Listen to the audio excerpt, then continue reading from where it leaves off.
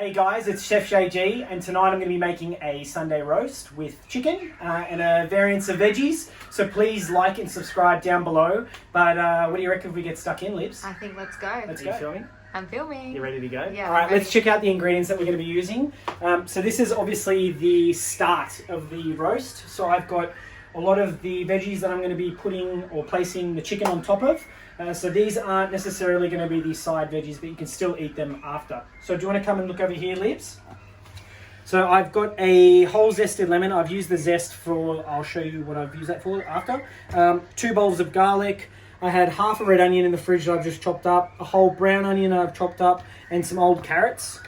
These will all be great for aromatics for the chicken not only, but also to stop it from hitting the bottom of the dish and burning. I've also got some herbs here, some thyme, and I've got some rosemary in here as well. I have used half the bunches of each of these, and I've made this delicious, it's like a rub or a butter. So I've got about 1.5 tablespoons, and I got my mortar and pestle, and I put some rosemary, thyme, lemon zest, sea salt, crushed it all together, 2 cloves of garlic, like big cloves, and then I put it into my butter, and I've made it into a paste like that. And so what we'll use this paste for is we're going to use it to put around the chicken and underneath the skin, and it's just going to be so delicious and juicy, and I can't wait. Libs, how good does it smell? So Libs has smelt it off camera. What do you think? It smells really good. So Libs, come and check out our bird here. It's a 2.8 kilo chicken, which I think is going to take roughly 2 hours, maybe just shy of 2 hours. So it's a big bird. It's going to take a while to cook.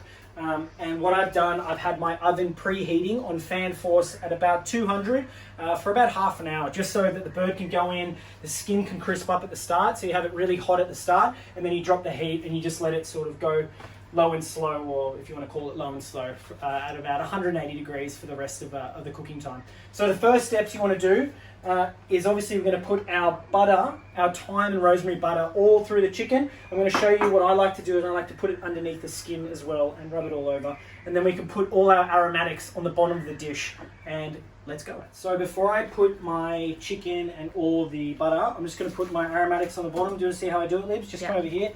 I don't really think there's a right way to do it. We're just literally making a bed with all our veggies like this. Oh, I understand now. So these are going to be separate to actual veggies that Correct. we roast. These aren't our side veggies. This is to protect the bottom of the chicken, but also it's going to catch all the juices, and it's going to be absolutely delicious. And so I have some leftover herbs here. This is thyme and rosemary.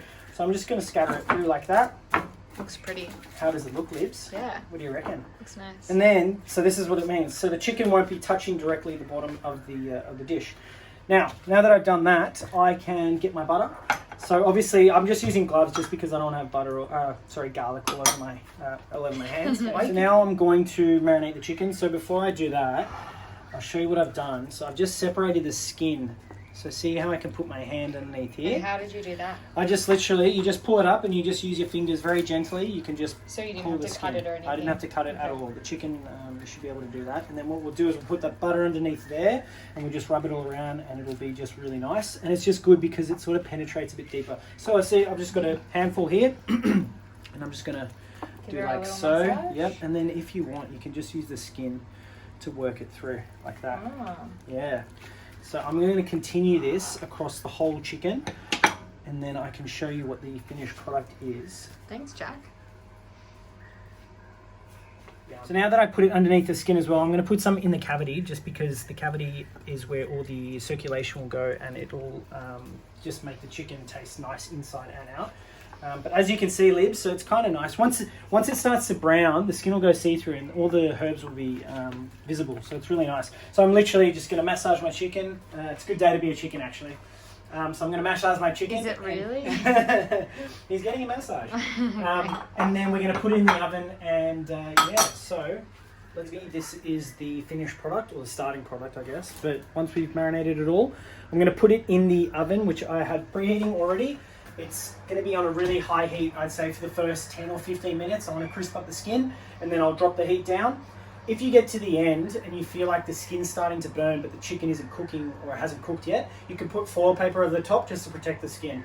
Right, so you want to come and check out the veggies that I'm going to be using for our roast tonight. So what I've done is I have chopped off the ends of some Brussels sprouts and just cut them in half.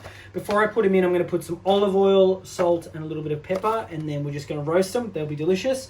And then I have some carrots here, which I've just lightly peeled and given them a good wash. And similar to the Brussels, I'm going to put olive oil, salt, and then maybe a little bit of honey just to make them, just to bring out the sweetness in them. And also, rather than doing roast potatoes tonight, I thought I'd do a mashed potato, just because mashed potato, gravy, chicken, it all goes together. So I'll put those on, I'd say, for, I don't know, 30 minutes until they're well boiled, 20 to 30 minutes. These will take roughly half an hour each, maybe a little bit longer. It just depends how crispy you want them. We like them pretty crispy. And the chicken's been in for about 45 minutes, Sleeps. Is it 45 minutes? Yes, that's right. But I have a question. Ask me a question. Is that just in cold water or hot water? Yeah, so this is cold water. I've salted it, and then I've just peeled the potatoes and cut them in half. If you have really big potatoes and really small potatoes, just cut the big ones so that they're the same size as the small ones. Here we are lucky they're quite small, so they're all similar size. So I've just peeled, cut in half. If they're not similar size, do they cook differently? Is that yeah, right? they'll have a different cook time, and it's just annoying. So it's just best to have everything in a uniform size, just so it cooks at the same pace. Cool. Cool. So it's been 45 minutes, Libs, and the chicken, I'm just going to do a halfway check, or thereabouts halfway. I'm going to baste it, so there's heaps of nice juices, and you can see that it's starting to colour up really nicely. So I'm just going to do a light baste with all the juices that we have underneath, like so. This is optional, you don't really have to do it, but it just helps keep the chicken nice and moist and the skin doesn't dry out. But yeah, Libs, can you try and describe what you're smelling for our audience? I hate this test. Ah, damn, that's hot. What do you reckon, Libs? I can definitely smell the herbs. Yep. Yeah. Can you smell the lemon, the garlic? Yeah, I can definitely smell garlic and the thyme, is it? Yep. It's a thyme, lots of rosemary. So yeah, I'll do maybe one more base just before the end, just before we finish it, and then our chicken will be ready to eat. And you can see all the veggies underneath, they just help protect it. We don't have to eat them, but also this juice is going to help us make gravy. Oh, nice. Yeah. So we're going to come back in 40 minutes, or when do you reckon everyone checks their chicken again? So we're checking now 45 minutes. I recommend just checking at the 45-minute mark just to make sure everything's going okay. And if the skin is getting too brown, just to put some foil paper over it to cover it. And then we'll check again in another... Chicken's been in the oven for about an hour 15, so now it's time to get our veggies ready. So what I have here, and I've shown you before, I've just chopped up the Brussels and some peeled garlic, carrots. I'm going to put a good glug of olive oil on both our veggies, like so. And then I'm going to do some salt on both of them. And then on the carrots only, I'm going to put some maple syrup. So let me just do like that. Salt on both of them. Okay, and maple syrup on the carrots, like that. Just a touch. I'm just going to use my hands to mix it. So that's all right now. Just get in there, get everything nice and well incorporated. And then these are going to take, I reckon, another half an hour or so to cook through. Well, 20 to half, but I'm going to check it around the 20-minute mark. And yeah, we want everything to get nice and crispy, especially these Brussels sprouts. We're going to finish them with a really nice dressing. Hot English mustard, some balsamic or Vincotto, a little bit of lemon juice, yum. It's going to be delicious. And then also, I've got my potatoes in the corner there. I've got the heat just turned on and I'm going to bring them to a boil. Now, these will just go in with the chicken, so the oven temperature is the same? Oven temperature is the same, so Liv, do you want to check what the oven temperature is? I think I've got it at 200 or 180. Just below, so we're at, 175. 175. We're going to be exact. Is it 175? Yeah, or 180, I think, 180. And so you can have a quick sneak peek at our chicken.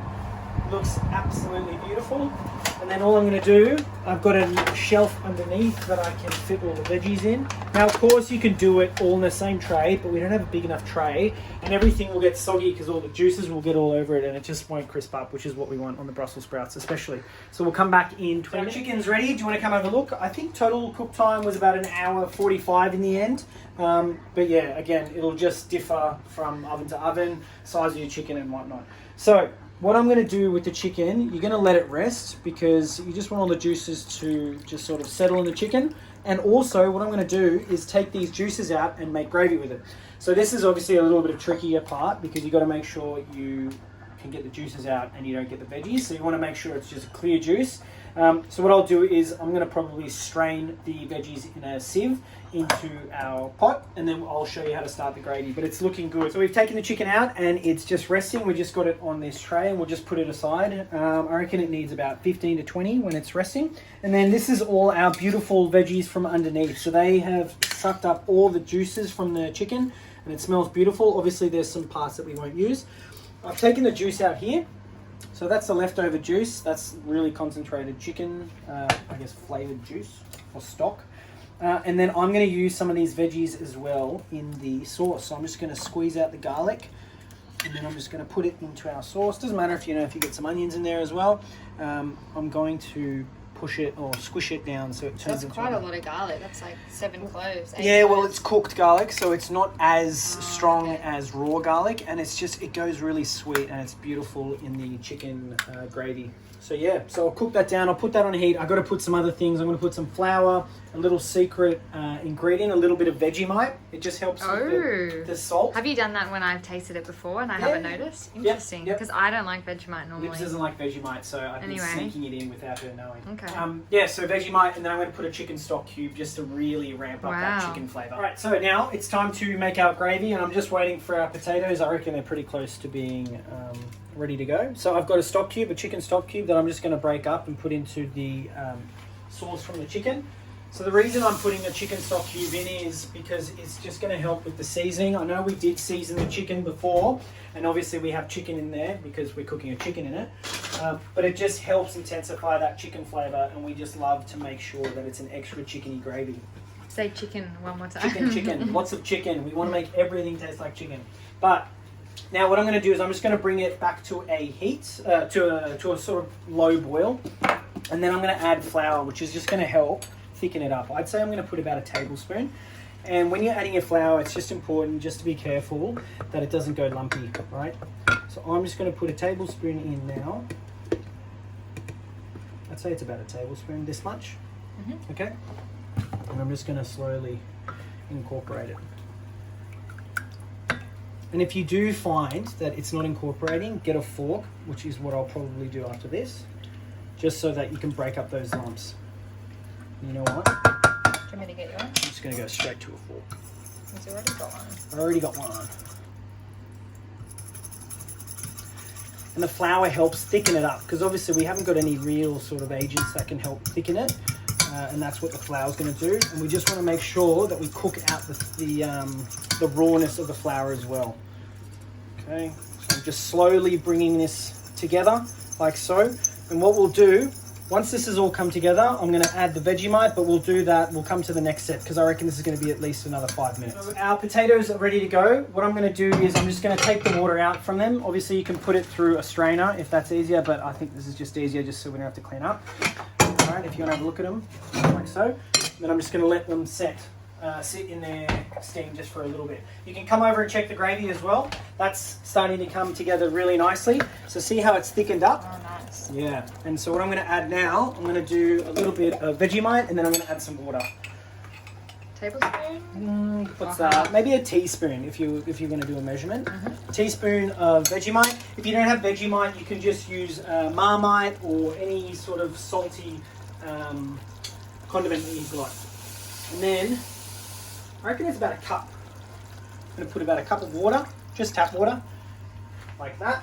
I might do a little bit more actually. And then are we just waiting for it to reduce?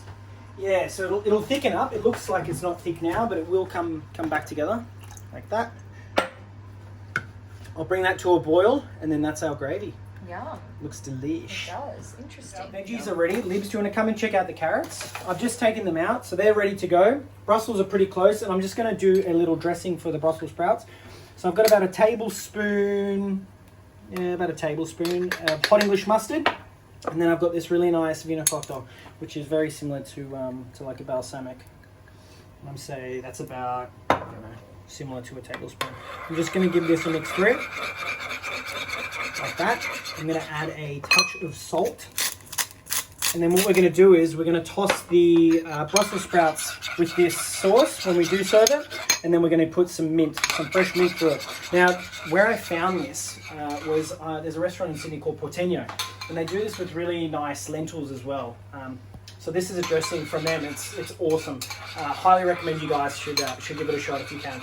So yeah, once the Brussels are out, I'm just reducing my my gravy like so. Just reducing it so it comes up to be a bit thicker, and then we're going to serve up. So we're going to mash our mashed potato. I'm going to do it on a heat. So I just had my potatoes, I guess you could call it resting.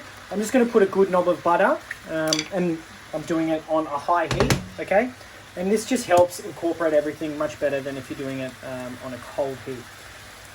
I'm going to do, I don't know, how much was that, Jeeves? So I reckon that was almost like half a cup to a cup. Yeah, probably half a cup of cream, full cream milk. And then I'm just going to mash them. Full cream milk or full cream? Sorry, cream. Thickened, what is it? Let's just, cooking cream. There you go. That's the one. So now I'm just going to give it a nice mash, get everything incorporated, and obviously the bottom is hot, so I've got to keep it moving so that nothing burns. And then what I'll do is, I'll just make sure everything's mashed up together, and then I'll start folding it on itself. And then that's pretty much good to go. While you're doing that, let's check out the gravy. Yeah, so the which gravy has really thickened up. Looks pretty good. Looks good. Lots of Vegemite for Libs, so she's going to enjoy that. Look, I think there's probably one more step, which I'll get the Brussels sprouts and just show you what I do with them. And then I think we're good to go. And then we'll show you what it looks like on the plate as he's plating it up. It's so hot. We're hungry. Jack's hot. Oh my God. We want to eat. We'll see you soon. Okay, so these are our Brussels. Yum. Nice and toasty, really delicious. And what I'm going to do is I've got some mint that I've just torn here. I'm just going to put that on. It's about a bunch, or call it a handful. And then I've got that really nice dressing of Vincotto. I'm just going to do a tablespoon to start because the hot English mustard is really punchy. And then that's it. These are our Brussels. They're going to be really nice alongside our carrots, chicken, everything. So thank you for watching. The next part will be everything plated on a nice big family style platter. I can't wait, and I'm sweating. Thanks everyone for watching. Method, recipe, everything will be down below, but please check out the finished product. So this is like a good family dish. You just put it in the middle. Obviously you have to carve the chicken and whatnot. You've got some mash with the gravy, got some maple carrots, and then we have our roasted Brussels sprouts and our beautiful thyme and rosemary chicken. I can't wait. I'm going to cut into it right now on here. So let's just see. Have a look. Yum, it's all in there. Beautiful. Thanks guys, and I hope you enjoy it.